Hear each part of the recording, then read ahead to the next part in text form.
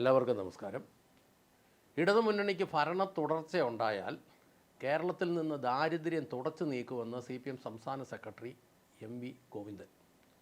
എന്നാലും 10 വർഷം ഭരിച്ച സംസ്ഥാനത്ത് ദാരിദ്ര്യം ഉണ്ടെന്ന് എങ്കിലും ഒരു ഭാഗത്തൂടെ സമ്മതിച്ചല്ലോ എന്നതോർക്കുമ്പം മഹാഭാഗ്യം. ഇനി 10 വർഷം കൊണ്ടും ഈ ദാരിദ്ര്യം എന്തുകൊണ്ടാണ് വർദ്ധിച്ചെന്നുള്ളത് നമ്മൾ ഈ 10 വർഷത്തെ വില നിലവാരം ഒന്നെടുത്ത് പരിശോധിക്കാമെങ്കിൽ നമുക്കത് മനസ്സിലാകും. നമുക്കൊന്ന് ചിന്തിക്കാം. 10 വർഷം മുമ്പ് 1 കിലോ കുത്തരിക്ക് ഉണ്ടായിരുന്ന വില എന്ന് പറഞ്ഞാൽ 32 രൂപയാണ്. എന്നാൽ ഇന്നത് 68-70 രൂപ വരെ ആയിട്ടുണ്ട്. എന്ന് പറഞ്ഞാൽ 120% 1 കിലോ കുത്തരിക്ക് വില വർദ്ധിച്ചു. 10 വർഷം മുമ്പ് 1 കിലോ ഉഴുന്നിന് 70 രൂപയായിരുന്നു. ഇപ്പോൾ അത് 150 രൂപയായി. 115% വർധനയുണ്ടായി. പച്ചരി 20 രൂപയായിരുന്നു. അത് 58 രൂപയായിട്ട് കയറി 150% വർധനയുണ്ടായി. ഗോതമ്പ് പൊടി 26 രൂപയായിരുന്നു 10 വർഷം മുമ്പ്. ഇപ്പോൾ അത് 58 രൂപയായി. 120% വർധനയുണ്ടായി. പിന്നെ പഞ്ചസാരയ്ക്ക് 23 രൂപയായിരുന്നു 10 വർഷം മുമ്പുണ്ടായിരുന്നത്. ഇപ്പോൾ അത് 45 രൂപയായി. 45 രൂപയായപ്പോൾ അത് 100% വർധന ഉണ്ടായി. വെളിച്ചെണ്ണയ്ക്കാണ് ഏറ്റവും അതിഭയങ്കരമായ വില വർധന ഉണ്ടായത്. 10 വർഷം മുമ്പ് 120 രൂപയായിരുന്നത് ഇപ്പം 450 രൂപയായി. ഏതാണ്ട് 280% വർധനയാണ് വന്നത്. കടലയ്ക്ക് 54 രൂപയായിരുന്നു 10 വർഷം മുമ്പ് ഉണ്ടായിരുന്നത്. ഇപ്പോൾ അത് 140 രൂപയായി. 120% വർദ്ധിച്ചു. പരിപ്പിന് 60 രൂപയായിരുന്നു 10 വർഷം മുമ്പ് ഉണ്ടായിരുന്നത്. ഇപ്പോൾ അത് 160 രൂപയായിട്ട് വന്നു. 180% വർധനയുണ്ടായി. പിന്നെ ചെറുപയർ 62 രൂപയുണ്ടായിരുന്നത് 140 രൂപയായി മാറി. എന്ന് പറഞ്ഞാൽ 140% വർദ്ധിച്ചത്. തേയില 80 രൂപ ഉണ്ടായിരുന്നത് 210 രൂപയായിട്ട് മാറി. 170% അത് വർദ്ധിച്ചു. കാപ്പിപ്പൊടിക്ക് 180 രൂപ ഉണ്ടായിരുന്നത് ഇപ്പം 420 രൂപയായി. അതിന് 140% വർദ്ധിച്ചു. മുളകിന് 80 രൂപയുണ്ടായിരുന്നത് ഇപ്പോൾ 220 രൂപയായി. അത് 180% വർദ്ധിച്ചു.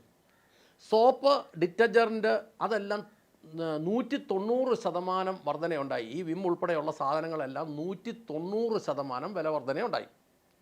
മസാലപ്പൊടികൾക്ക് 100% വില വർധനയുണ്ടായി. പച്ചക്കറികൾക്ക് 140% വർധനയുണ്ടായി. അത് സ്റ്റേഷനറി ഐറ്റംസിന് എല്ലാത്തിനും 230% വരെ വില വർധന ഉണ്ടായി. അതായത് നമ്മളിതെല്ലാം കൂടെ കൂട്ടി നോക്കിയിട്ട് ഇതിൻ്റെ ആവറേജ് എടുക്കുമ്പോൾ നിത്യോപയോഗ സാധനങ്ങളാണ് ഞാൻ ഈ പറഞ്ഞ എല്ലാ ഐറ്റവും. ഈ നിത്യോപയോഗ സാധനങ്ങൾക്ക് 162% ആവറേജ് വില വർധന ഈ കഴിഞ്ഞ 10 വർഷം കൊണ്ടുണ്ടായി. 162%.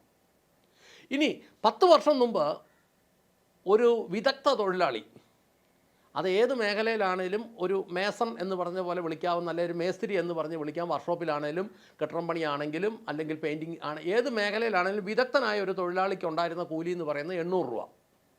ഹെൽപ്പറിനുണ്ടായിരുന്ന കൂലി എന്ന് പറയുന്നത് 600 രൂപ. ആ വിദഗ്ധ തൊഴിലാളിക്ക് ഇന്നൊരു 1200 മുതൽ 1300 വരെ കൂലിക്ക് വർധനയുണ്ടായി. എന്ന് പറഞ്ഞാൽ 63% ഒരു വിദഗ്ധ തൊഴിലാളിക്ക് കൂലി കൂടി.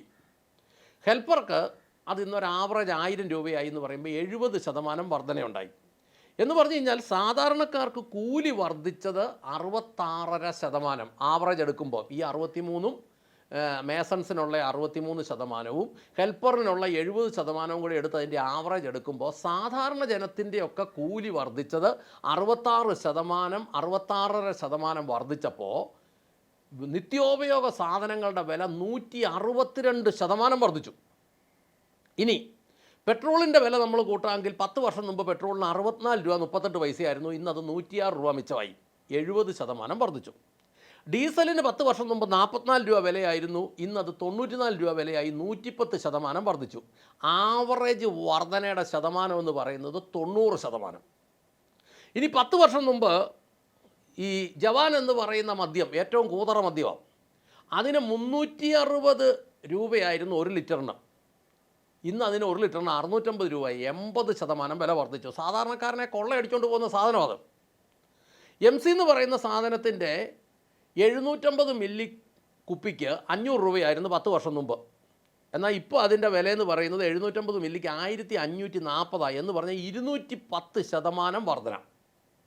ഇനി സിനിമാ തിയേറ്ററിലെ ടിക്കറ്റിൻ്റെ കണക്കെടുത്ത് നോക്കിക്കഴിഞ്ഞാൽ 10 വർഷം മുമ്പ് 60 രൂപ ഉണ്ടായിരുന്ന ടിക്കറ്റിന് ഇപ്പോൾ 250 രൂപയായി. 310% വർധന.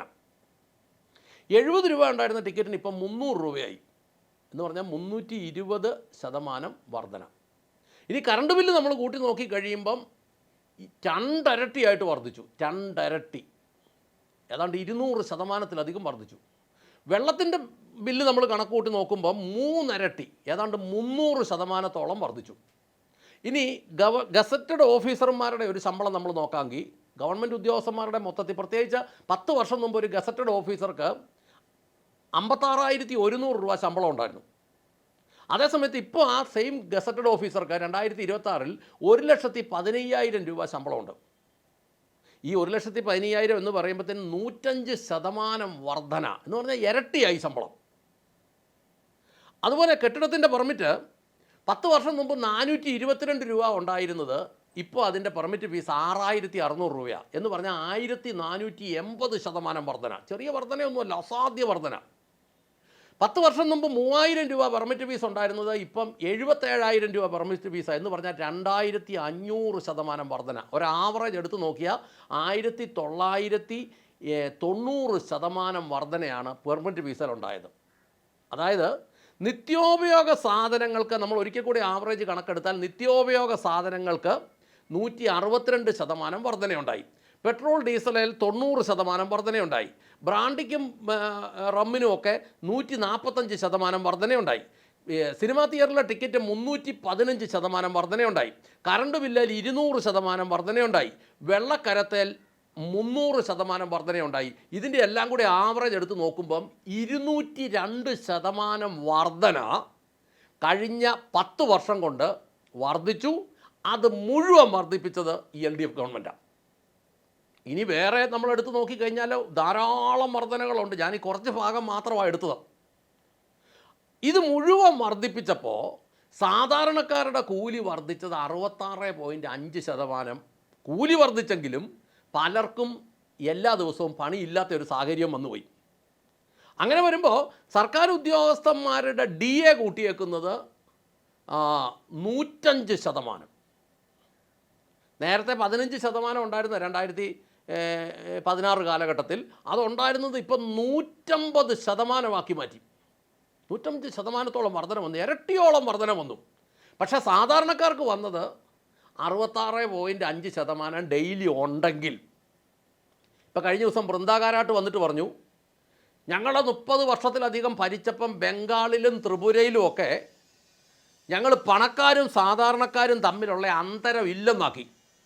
ഈ കഴിഞ്ഞ ദിവസം കേരളത്തിൽ വന്ന ഇലക്ഷൻ്റെ സമയത്ത് പ്രസംഗിച്ചതാണ്. സത്യത്തിൽ അവർ പറഞ്ഞത് എന്താണെന്നറിയാമോ?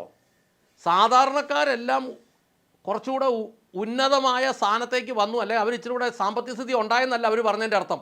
അവർ പറഞ്ഞതിൻ്റെ അർത്ഥം പണക്കാരെ എല്ലാം പിച്ചക്കാരാക്കിയെന്നാണ്. ഞങ്ങൾ ഭരിച്ച ഇത്രയും വർഷം കൊണ്ട് ത്രിപുരയിലും ബംഗാളിലും ഒക്കെയുള്ള പണക്കാരും സാധാരണക്കാരും തമ്മിലുള്ള അന്തരം ഞങ്ങൾ ഒഴിവാക്കി എന്ന് പറഞ്ഞാൽ കംപ്ലീറ്റ് പിച്ചക്കാരാക്കി മാറ്റി 10 വർഷം കൊണ്ട്. ഇതാണ് പുള്ളിക്കാരത്തി വന്ന് പറഞ്ഞിട്ട് പോയത്. അപ്പോൾ ഞാനിനി എനിക്കറിയാവുന്ന ഒരു സാധാരണ സഖാവിൻ്റെ കഴിഞ്ഞ ദിവസങ്ങളിലെ ഒരു ചരിത്രം കൂടെ പറഞ്ഞ് ഞാൻ അവസാനിപ്പിക്കാം. അങ്ങേര് പാലാ മണ്ഡലത്തിലുള്ളതാണ്. പുള്ളിക്കാരൻ ഒരു വീട്ടിൽ പണിയൊന്നും ഇല്ലാതിരിക്കുക ദിവസങ്ങളായിട്ട്. ഒരു വീട്ടിലൊരു തെങ്ങ കയറാൻ വന്നു. തെങ്ങ കയറാൻ വന്നു കഴിഞ്ഞപ്പോൾ ഒരു തെങ്ങ കയറി തേങ്ങ വെട്ടി താഴെ ഇടുന്നതിന് 100 രൂപയേ ഉള്ളൂ. വീട്ടുകാരൻ ഒരു ദയയ്ക്ക് ഒരു 150 രൂപ എടുത്തു കൊടുത്തു. 150 രൂപ എടുത്ത് കൊടുത്തപ്പം ദയനീയമായിട്ട് മതിലിരുന്നിട്ട് പറഞ്ഞു, സാറേ ഒരു 30 രൂപയുടെ തരാമോ എന്ന് ചോദിച്ചു. ആ 30 രൂപയുടെ ചോദ്യവും ആ ദയനീയത എല്ലാം കൂടെ കണ്ടിട്ട് പിന്നെ ഒന്നും മിണ്ടിയില്ല. ഒരു തെങ്ങലേ ഉള്ളെങ്കിലും 30 രൂപയുടെ എടുത്ത് കൊടുത്തു. എന്നാത്തിനാണെന്നറിയാവോ? ഒരു ക്വാർട്ടർ മേടിക്കാനായി 30 രൂപ. അയാൾ ഈ 180 രൂപ മേടിച്ചിട്ട് 100 രൂപയുടെ പണിയാണ് ചെയ്തത്. 150 രൂപ വീട്ടുകാരൻ കൊടുത്തു.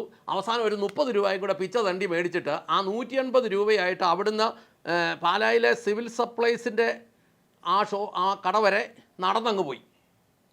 ഒരു ക്വാർട്ടർ മേടിച്ച് കുടിയും കഴിഞ്ഞിട്ട് തിരിച്ച് നടന്നു വന്നു. അപ്പോൾ അതിനകത്ത് നമ്മൾ മനസ്സിലാക്കുന്ന ഈ 180-നകത്ത് 70 രൂപയേ ഉള്ളൂ അതിൻ്റെ ഒറിജിനൽ വില. ബാക്കി 110 രൂപയും സർക്കാരിലേക്ക് പോയി. ഇയാൾക്ക് ഇയാളുടെ വീട്ടിലേക്ക് ഒന്നും കൊണ്ടുപോകാൻ പറ്റിയില്ല. അയാൾ അങ്ങോട്ടും ഇങ്ങോട്ടും നടന്നത് മിച്ചം. അന്ന് പണി ചെയ്തതിൽ ഒരു പ്രയോജനം അയാളുടെ വീട്ടിലും കിട്ടിയില്ല.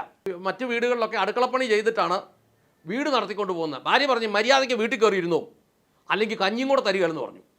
അപ്പോൾ ഇതുപോലെയാണ് സഖാക്കന്മാർ കഴിഞ്ഞ 10 വർഷം കൊണ്ട് ദാരിദ്ര്യം മുക്തമാക്കിയത്.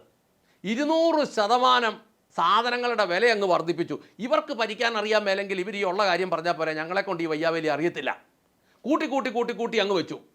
ഇപ്പം നമ്മൾ ഏറ്റവും പുതിയ സർക്കാരിൻ്റെ കണക്കുകൾ വരുമ്പം ഇന്ത്യയിൽ ഏറ്റവും അധികമായ നിത്യോപയോഗ സാധനങ്ങളുടെ വിലയുള്ള സംസ്ഥാനമാണ് കേരളം.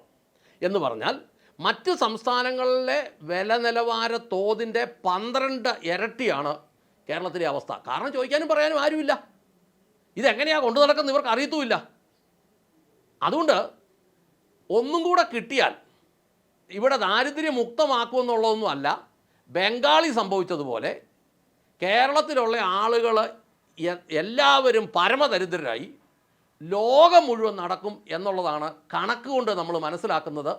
അതുകൊണ്ട് ഈ പ്രാവശ്യമെങ്കിലും വോട്ട് ചെയ്യാൻ ഇറങ്ങുമ്പം കാര്യങ്ങളായിട്ട് മനസ്സിലാക്കി പൊതുജനം വോട്ട് ചെയ്യണമെന്ന് അഭ്യർത്ഥിച്ചുകൊണ്ട് നിർത്തട്ടെ. നന്ദി, നമസ്കാരം.